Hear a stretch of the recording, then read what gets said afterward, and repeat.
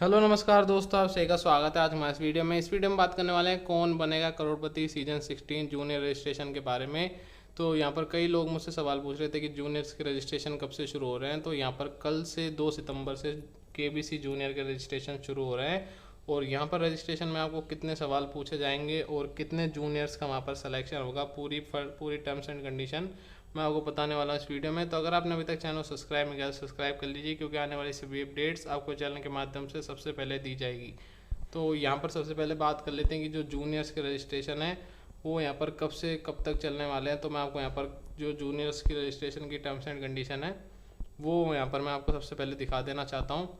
तो यहाँ पर आप देख सकते हैं कि जो जूनियर्स के जो रजिस्ट्रेशन है वो यहाँ पर चलने वाले हैं आपके 2 सितंबर से लेकर 9 सितंबर तक। यानी कि आपसे टोटल 8 सवाल पूछे जाएंगे, जिसके आंसर आपको केबीसी स्मार्ट यूट्यूब चैनल पर मिल जाएंगे। तो इसका जो समय रहेगा वो यहाँ पर जैसा कि बताया गया है कि यहाँ पर सवाल पूछे जाएंगे। तो इसकी जो टाइमलाइन रहेगी वो सुबह 12 AM से लेकर अगले उसी दिन के रात को 12 बजे तक की रहने वाली। यानी कि इस बार यहाँ पर ऐसा नहीं किया जाएगा कि आपसे रात को 9 बजे सवाल पूछा जाएगा और आपको अगली रात 9 बजे तक वहाँ पर जवाब देना होगा। यहाँ पर ऐसा नहीं होगा। 9 AM से मतलब 9 PM से 9 PM तक ऐसा नहीं होगा। आपको डायरेक्ट जो जूनियर का रजिस्ट्रेशन पेज, जो कि आपको कल केबीसी पर देखने को मिल जाएगा, सोनी लिव ऐप पर, तो आपको केबीसी जूनियर के पेज पर क्लिक करना होगा और आपको यानी कि आज रात 12 बजे यानी कि 1 सितंबर की रात को 12 बजे जैसे ही 2 सितंबर हो जाएगी तब से ही आपके सामने वहाँ पर क्वेश्चन आना शुरू हो जाएंगे, जैसा कि इनकी टाइमलाइन में इन्होंने बताया है। तो आप यहाँ पर देख सकते हैं कि सुबह के 12 बजे से लेकर रात के 12 बजे तक आपकी टाइमलाइन रहेगी। जो भी जवाब देना होगा आपको उसी दिन सबमिट करना होगा। तो इस प्रकार आपके 8 सवाल आपको देखने को मिल जाएंगे। तो कल से पहला सवाल यहाँ पर शुरू हो जाएगा और उसके बाद यहाँ पर बात कर लेते हैं कि कितने जूनियर्स का वहाँ पर जो है सिलेक्शन किया जाएगा। तो आप यहाँ पर terms and condition, normal terms and condition को पढ़ सकते हैं, क्योंकि यहाँ पर पेरेंट्स के ही यहाँ पर मोबाइल नंबर दिए जाएंगे और ईमेल आईडी, तो आप ये यहाँ पर पढ़ सकते हैं। तो अब यहाँ पर बात कर लेते हैं कि यहाँ पर कितने जूनियर्स को IVR कॉल यहाँ पर की जाने वाली है। तो सबसे पहले मैं आपको वो दिखा देता हूँ। तो आप यहाँ पर देख सकते हैं कि टोटल 560 एंट्रीज़ को यहाँ पर रैंडमाइज़र के तौर पर यहाँ पर सेलेक्ट किया जाएगा, जिनको यहाँ पर IVR कॉल की जाएगी केबीसी की तरफ से। तो ये यहाँ पर ऑडिशन के लिए यहाँ पर सेलेक्ट करने के बारे में बताया गया है केबीसी की तरफ से। तो आप यहाँ पर देख सकते हैं कि जो टोटल IVR कॉल की जाएगी उसकी संख्या यहाँ पर केबीसी ने बताई नहीं है। तो जितनी भी IVR कॉल जैसे ही अपडेट कर दी जाएगी संख्या, वो भी मैं आपको यहाँ पर बता दूंगा। लेकिन यहाँ पर जितनी भी संख्या होने वाली केबीसी की तरफ से IVR कॉल करने की, जो कि आपसे 2 क्वेश्चन पूछे जाते हैं, तो उसके ऊपर बेस यहाँ पर जो IVR कॉल है उसकी संख्या यहाँ पर केबीसी ने नहीं बताई। लेकिन यहाँ पर ऑडिशन में 560 लोगों को यानी कि 560 जूनियर्स को यहाँ पर सेलेक्ट किया जाएगा, वो यहाँ पर आपको बता दिया गया है। और इस ग्रिड के हिसाब से आपको यहाँ पर सेलेक्ट किया जाएगा, जो ये आपको बता रखा है। और कई लोगों को यहाँ पर समस्या रहती है कि उन्हें ये नहीं पता होता है कि कितने साल से कितने साल तक के बच्चे यहाँ पर पार्टिसिपेट कर सकते हैं। तो मैं आपको यहाँ पर कंफर्म कर देना चाहूँगा कि आपको यहाँ पर केबीसी ने बता रखा है कि 8 से लेकर 15 एज तक के जो बच्चे हैं सिर्फ वही यहाँ पर रजिस्ट्रेशन कर सकते हैं। तो यहाँ पर कई लोगों का सवाल ये भी रहता है कि उनकी अभी अभी एज यहाँ पर 15 हुई है या फिर किस हिसाब से यहाँ पर एज मानी जाएगी। तो आपको मैं यहाँ पर समझा देता हूँ कि सबसे पहले तो आपको यहाँ पर एज ध्यान रख लेनी कि 8 से 15 साल के जूनियर्स ही इसमें अप्लाई कर सकते हैं। और जो यहाँ पर 2 सितंबर 2024 तक जो बच्चे यहाँ पर 8 साल के हो चुके हैं वही यहाँ पर अप्लाई कर सकते हैं। यानी कि मान लीजिए अगर किसी की एज 2 सितंबर 2024 तक 15 है तो वो यहाँ पर अप्लाई कर सकता है। लेकिन अगर उसकी एज 2 सितंबर से पहले या फिर उसी दिन बढ़ चुकी है तो वो यहाँ पर अप्लाई नहीं कर सकते। यानी कि 16 साल के बच्चे भी यहाँ पर अप्लाई नहीं कर सकते हैं, सिर्फ 8 से लेकर 15 साल के बच्चे ही यहाँ पर अप्लाई कर सकते हैं। तो ये कन्फ्यूजन मैंने यहाँ पर आपको दूर कर दिया है।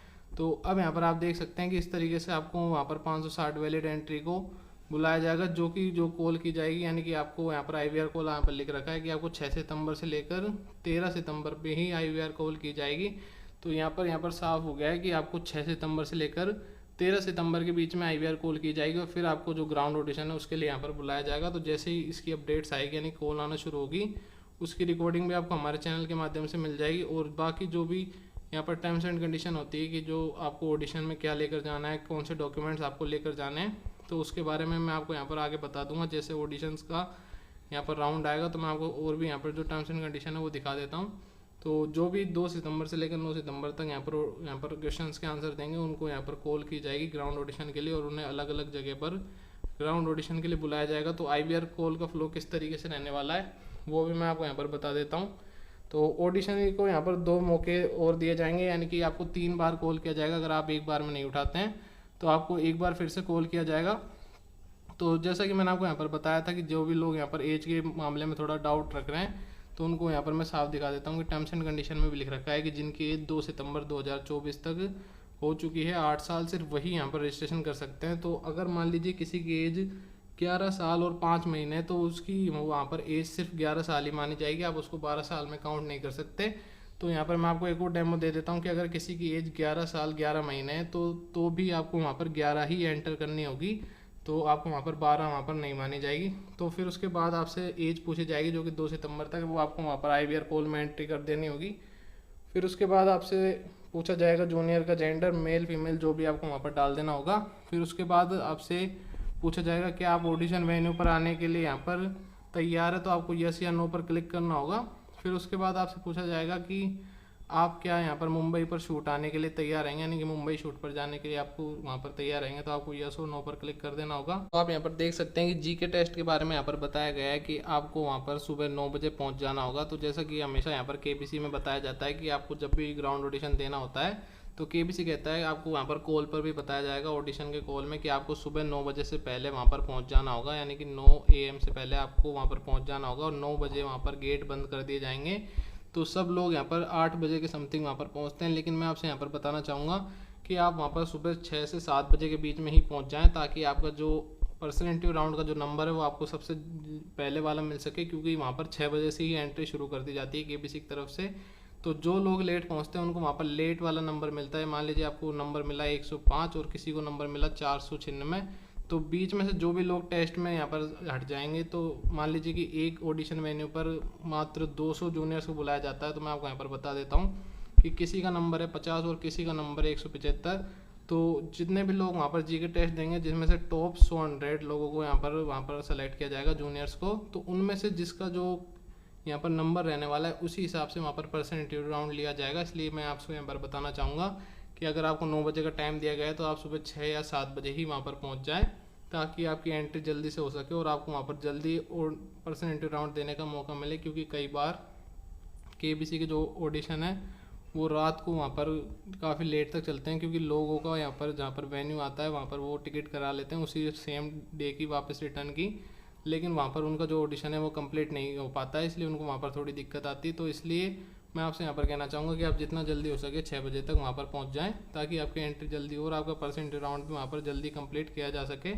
तो फिर वहाँ पर एंट्री होने के बाद आपको एक GK टेस्ट की शीट और साथ ही साथ आपको एक पर्सनल जो फॉर्म होता है वो आपको KBC की तरफ से दिया जाता है, KBC जूनियर फॉर्म, जिसमें आपसे कुछ जानकारी मांगी जाती है आपके बारे में। तो आपको वहाँ पर उसको फिलअप करनी होती है और उसके बाद आपको जो GK टेस्ट की शीट दी गई है उसमें आपसे 20 सवाल पूछे जाते हैं जो कि ऑप्शनल होते हैं, जिसमें आपको 4 आंसर में से एक को टिक करना होता है। तो आपको वहाँ पर गोले नहीं भरने होते हैं, यानी कि वहाँ पर आपको OMR शीट नहीं मिलती है, आपको सिर्फ वहाँ पर जो बॉक्स है उसमें टिक करना है जो भी आपका राइट आंसर है, तो उसमें वहाँ पर आपको टिक कर देना होगा।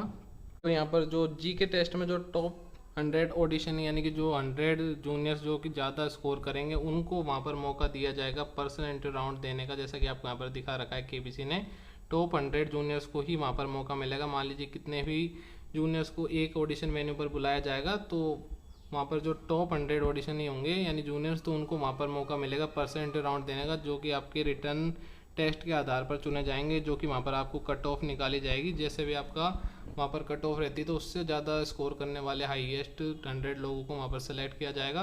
फिर उसके बाद वहाँ पर पर्सन इंटरव्यू राउंड लिया जाएगा। तो अब डॉक्यूमेंट भी मैं आपको यहाँ पर दिखा देता हूँ कि कौन कौन से डॉक्यूमेंट आपको लेकर जाने होंगे।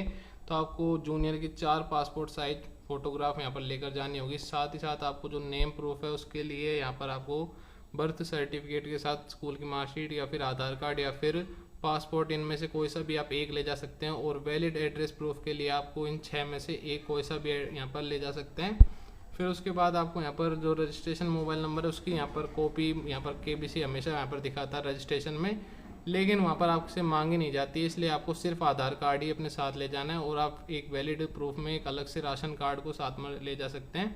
और अगर मान लीजिए आपके पास कोई और डॉक्यूमेंट है तो आप वो भी ले जा सकते हैं।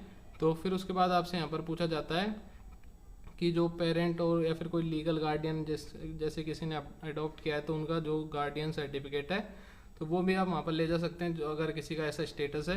तो यहाँ पर आपको ये सभी डॉक्यूमेंट्स ले जाने हैं और यहाँ पर मैं आपको बता देना चाहता हूँ कि आपको इनकी दो फोटोकॉपी करवा कर सेल्फ अटेस्टेड करके रखनी होगी। जैसा कि यहाँ पर बता रखा है केबीसी ने, आपको जितने भी डॉक्यूमेंट्स आप लेकर जा रहे हैं वो आपको हिंदी और अंग्रेजी में ही होने चाहिए। तो आपको वहाँ पर उनकी दो फोटोकॉपी करवा कर ले जानी होगी। तो ये आपका पूरा डॉक्यूमेंट्स का मैंने आपको बता दिया और पूरी जानकारी मैंने आपको यहाँ पर दे दी है। तो यहाँ पर आप देख सकते हैं मैंने आपको पूरी टर्म्स एंड कंडीशन बता दी है। तो अगर आपको कोई डाउट है तो आप कमेंट सेक्शन में पूछ सकते हैं। तो अगर आपको वीडियो पसंद आया तो वीडियो को लाइक कर दीजिए और चैनल सब्सक्राइब कर दीजिए। धन्यवाद।